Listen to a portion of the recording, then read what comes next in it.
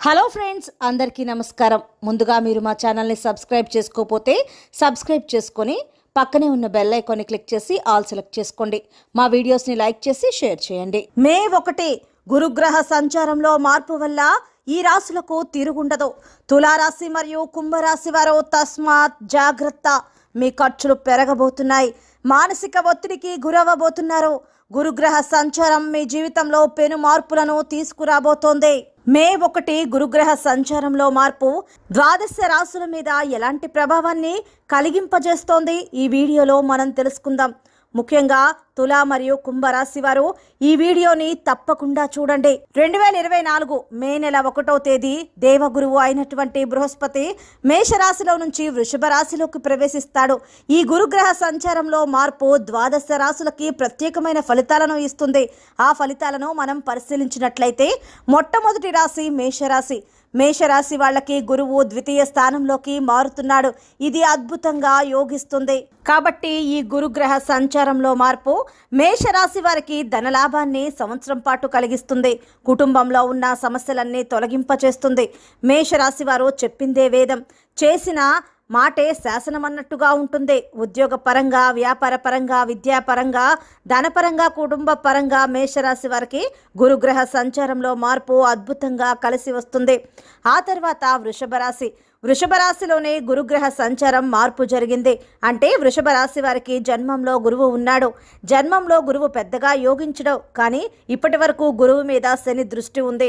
2024 మే 1 గురువు వృషభ రాశిలోకి ప్రవేశించగానే శని దృష్టి తొలగిపోతుంది. కాబట్టి కొంతవరకు జన్మంలో గురువు వృషభ రాశికి యోగాన్ని కలిగిస్తాడు. అలా అంటే కొంతవరకు ఉద్యోగపరంగా కానీ ధనపరంగా కానీ వృషభ రాశి వారికి గురుగ్రహ సంచారంలో మార్పు అనుకూల ఫలితాలను ఇస్తుంది. తర్వాతది మిథున రాశి. మిథున రాశి వారికి గురుగ్రహ సంచారంలో మార్పు వ్యయ గురువును కలిగింపజేస్తుంది. అంటే మిథున రాశి వారికి గురువు వ్యయస్థానంలో 12వ స్థానంలో సంచారం చేస్తున్నాడు. దీనివల్ల మిథున రాశి వారికి శుభమూలక ధన వ్యయం జరుగుతుంది. అంటే మిథున రాశి వారికి ఈ సంవత్సరం పాటు డబ్బులు ఖర్చైనా కూడా ఆ ఖర్చు అనేది మంచిగా జరుగుతుంది. ఓ పెళ్లి పరంగా కానీ, ఒడుగు పరంగా కానీ, గృహప్రవేశ పరంగా కానీ ఇంటికి ఒక శుభకార్యం చేసుకోవడానికి ధనం ఖర్చు చేస్తూ ఉంటారు. ఆ తర్వాత కర్కాటక రాశి. కర్కాటక రాశి వారికి గురువు లాభస్థానంలోకి వస్తున్నాడు, 11వ స్థానంలోకి వస్తున్నాడు. ఇది చాలా అద్భుతం. కాబట్టి కర్కాటక రాశి వారికి ఈ గురుగ్రహ సంచారంలో మార్పు విశేషమైన లాభాన్ని కలిగిస్తుంది. దానివల్ల ఏం జరుగుతుందంటే ధనపరంగా బ్రహ్మాండంగా ఉంటుంది. ఉద్యోగ రంగంలో బాగుంటుంది, వ్యాపార రంగంలో బాగుంటుంది, విద్యా రంగంలో తిరుగుండదు, కుటుంబ జీవితంలో చాలా ప్రశాంతత ఏర్పడుతుంది. తర్వాత తులారాశి. తులారాశి వారికి గురువు సంచారం అష్టమంలో జరుగుతుంది. అంటే 8వ స్థానంలో జరుగుతుంది. ఈ అష్టమ గురువు వల్ల తులారాశి వారికి ఈ సంవత్సరం పాటు ఖర్చులు కొద్దిగా పెరుగుతాయి. ఉద్యోగపరంగా ఒత్తిడి పెరుగుతుంది. దాన్ని అధిగమించాలంటే ఏం చేయాలంటే తులారాశి వారు గురువారం పూట వీలైనప్పుడల్లా తీపి గుమ్మడికాయ లేదా పనస పండు మీ చేత్తో నెలకొకసారి గురువారం ఎవరైనా బ్రాహ్మణుడికి దానం చేసి ఇవ్వండి. మీ చేత్తో బ్రాహ్మణుడికి దానం ఇవ్వటం వల్ల అష్టమ గురువు దోషం తొలగిపోతుంది. దాంతోపాటు గురువారం పాటు దేవుడికి, శివునికి కొబ్బరి నీటితో అభిషేకం చేస్తూ ఉండండి. అష్టమ గురు దోషం తొలగిపోయి తులారాశి వారికి వృత్తిపరంగా టెన్షన్స్ ఉండవు. అలాగే ఖర్చులు కూడా నియంత్రణలో ఉంటాయి. ఇక కుంభరాశి వారి గురించి చూసుకున్నట్లయితే కుంభరాశి వారికి గురువు సంచారంలో మార్పు 4వ స్థానంలో కలుగుతుంది. 4వ స్థానంలో గురువు పెద్దగా యోగించటం, దానివల్ల వృత్తిపరంగా చిన్న చిన్న ఒడిదుడుకులు కుంభరాశి వారికి ఉంటాయి. అలాగే ఖర్చులు కూడా పెరిగే సూచనలు ఉన్నాయి. వృత్తిపరంగా కానీ, ధనపరంగా కానీ, కుటుంబ పరంగా కానీ చిన్న చిన్న ఇబ్బందులు. చతుర్థంలో గురువు, 4వ స్థానంలో గురువు సంచారం వల్ల కుంభరాశి వారికి సంవత్సరం పాటు ఉంటాయి. ఆ సమస్యను అధిగమించాలంటే శివునికి ప్రతి గురువారం కొబ్బరి నీటితో అభిషేకం చేయాలి. అలాగే గురువారం పూట వీలైనప్పుడు నెలకు ఒక్కసారి మోతిచూర్ లడ్డు, శనగపిండితో తయారు చేసిన లడ్డూని శివాలయం ప్రాంగణంలో పంచి పెడుతూ ఉండాలి. ఇలా చేస్తే ఈ చతుర్థ గురుదోషం తొలగిపోతుంది. ఈ గురు సంచారంలో మార్పు కుంభరాశి వారికి ఎలాంటి ఇబ్బందులను కలిగించదు. తర్వాతది సింహరాశి. సింహరాశి వారికి గురుగ్రహ సంచారంలో మార్పు 10వ స్థానంలో జరుగుతుంది. అంటే 10వ స్థానంలో జరుగుతుంది. 10వ స్థానంలో గురువు అంతగా యోగించడు కాబట్టి అప్పుడప్పుడు వృత్తిపరంగా చిన్న చిన్న చికాకులు సింహరాశి వారికి కనిపిస్తూ ఉంటాయి. అయినప్పటికీ శనగలు దానం చేయడం ద్వారా ఆ చిన్న చిన్న చికాకుల నుంచి బయటపడవచ్చు. బుధవారం శనగలు దానంగా ఇవ్వాలి. గురువారం ఉదయం 6 నుంచి 7 మధ్యలో కానీ, మధ్యాహ్నం 1 నుంచి 2 గంటల మధ్యలో కానీ, రాత్రి 8 గంటల నుంచి 9 గంటల మధ్యలో కానీ కేజింపావు శనగలు పసుపు రంగు వస్త్రంలో కట్టి బ్రాహ్మణుడికి దానం ఇచ్చుకుంటే ఈ దశమంలో గురువు వల్ల చిన్న చిన్న ఒత్తిళ్ళు ఉద్యోగంలో ఉన్నవి సింహరాశి వారికి తొలగిపోతాయి.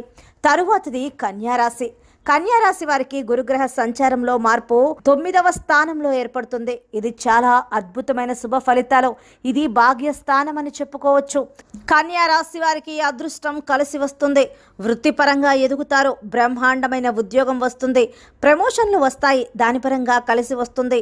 ఆదాయ మార్గాలు పెరుగుతాయి. విద్యారంగంలో బాగుంటుంది. కుటుంబ జీవితం బాగుంటుంది. అన్ని రకాలుగా కన్యారాశి వారికి ఈ గురు సంచారం శుభ ఫలితాలను ఇస్తుంది. తర్వాత వృశ్చిక రాశి వారికి ఈ గురుగ్రహ సంచారంలో మార్పు 7వ స్థానంలో ఏర్పడుతుంది. 7వ గురువు బ్రహ్మాండంగా యోగిస్తాడు. అంటే సంవత్సరం పాటు వృశ్చిక రాశి వారికి ధనపరంగా బాగుంటుంది. వివాహ ప్రయత్నాలు విజయవంతమవుతాయి. వృశ్చిక రాశి వారికి ఈ సంవత్సరం ఖచ్చితంగా పెళ్లిళ్ళు నిశ్చయం అవుతాయి. భార్యాభర్తల మధ్య అన్యోన్యత పెరుగుతుంది. భాగస్వామ్య వ్యాపారాలు విజయవంతమవుతాయి. అంటే వృశ్చిక రాశి వారికి గురుగ్రహ సంచారంలో మార్పు 7మంలో కలిగింది కాబట్టి అదృష్ట విజయాలు అద్భుతంగా కలుగుతాయి. ఇక ధనస్సు రాశి వారి గురించి చూసుకున్నట్లయితే ధనస్సు రాశి వారికి గురు సంచారంలో మార్పు 6లో జరిగింది. అంటే 6వ స్థానంలో జరిగింది. దీనివల్ల ధనస్సు రాశి వారికి కొద్దిగా ఖర్చులు పెరుగుతూ ఉంటాయి. ఆ ఖర్చులను అదుపులో ఉంచుకోవాలి. అంటే ధనస్సు రాశి వారు ప్రతిరోజు చిటికెడు పసుపు నీటిలో వేసి స్నానం చేయాలి. అలా చేయటం వల్ల 6వ స్థానంలో ఉన్న గురువు ఇబ్బంది నుండి బయటపడతారు.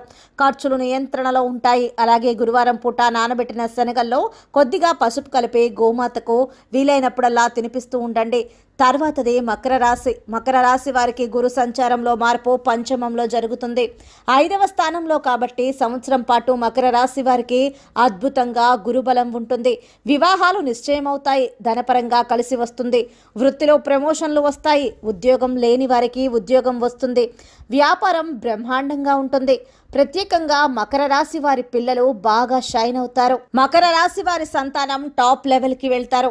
మకర రాశి వారికి సంతానం లేని వారికి సంతానం కలుగుతుంది. తర్వాత మీనరాశి వారి గురించి చూసుకున్నట్లయితే మీనరాశికి గురుగ్రహ సంచారంలో మార్పు 3వ స్థానంలో జరిగింది.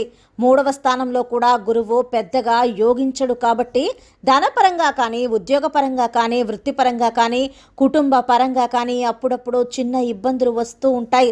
ఆ ఇబ్బందులను అధిగమించాలంటే మీనరాశి వారు రోజు చిటికెడు పసుపు నీటిలో వేసుకొని ఆ నీటితో స్నానం చేయండి. గురువారం నానబెట్టిన శనగలు కొద్దిగా పసుపు కలిపి గోమాతకు తినిపించండి. కొబ్బరి నీటితో శివునికి అభిషేకం చేసుకోవడం ఇలాంటివి చేయడం ద్వారా ఈ తృతీయంలో గురువు వల్ల వచ్చే చిన్న చిన్న ఇబ్బందులు అన్నీ తొలగిపోతాయి. అప్పుడు మీనరాశి వారికి అదృష్టం కలిసి వస్తుంది. కాబట్టి దేవగురువైన బృహస్పతి 2024 మే నెలలో 1వ తేదీ నుంచి మేషరాశి నుంచి వృషభ రాశిలోకి ప్రవేశిస్తున్నాడు. అలా ప్రవేశించడం వల్ల సంవత్సరం పాటు ద్వాదశ రాశుల వారికి గురుగ్రహ సంచారంలో మార్పు వల్ల ఇలాంటి ఫలితాలను ఇస్తుంది. అయితే కొన్ని రాశుల వరకే గురు సంచారంలో మార్పు వల్ల చిన్న చిన్న ఇబ్బందులను వస్తూ ఉంటాయి. వాటిని అధిగమించాలంటే వీరు ఖచ్చితంగా ఈశ్వరుని పూజించండి. ఎందుకంటే గురువుకు అధిష్టాన దైవం పరమేశ్వరుడు. గురుబలం లేనప్పుడు గురు స్వరూపమైన దత్తాత్రేయుడు, దక్షిణామూర్తి, షిరిడీనాథుడు, రాఘవేంద్ర స్వామి వీళ్ళని గురువారం దర్శనం చేసుకుంటే గురుబలం పెరుగుతుంది. అధిష్టాన దైవం పరమేశ్వరుడు కాబట్టి గురువారం శివాలయ దర్శనం చేసుకుంటే, అభిషేకం చేసుకోవడం ద్వారా, కొబ్బరి నీటితో ముఖ్యంగా చేసుకోవడం ద్వారా మనకి మంచి ఫలితాలు కలుగుతాయి. గురువారం మేడు చెట్టు దగ్గర ఆవు నెయ్యి దీపం వెలిగించడం ద్వారా బలాన్ని పెంపొందించుకోవచ్చు. ఎలాంటి ఇబ్బందులు ఉండవు. సహజంగా గురువు శుభగ్రహం కాబట్టి గురువు సంచారంలో ఉండటం వలన ఈ రాశుల వారు ఇలాంటి పరిహారాలు చేయటం వల్ల మనం బయటపడవచ్చు. సో ఫ్రెండ్స్, చూసారు కదా గురు గ్రహ బలం వల్ల ద్వాదశ రాశుల వారికి ఎలా ఉండబోతోందో.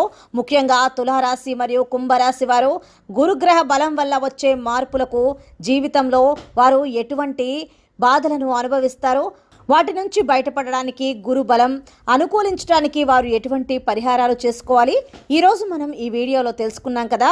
సో ఫ్రెండ్స్, వీడియో కనుక నచ్చినట్లయితే లైక్ చేసి షేర్ చేసి సబ్స్క్రైబ్ చేసుకోండి. ధన్యవాదాలు.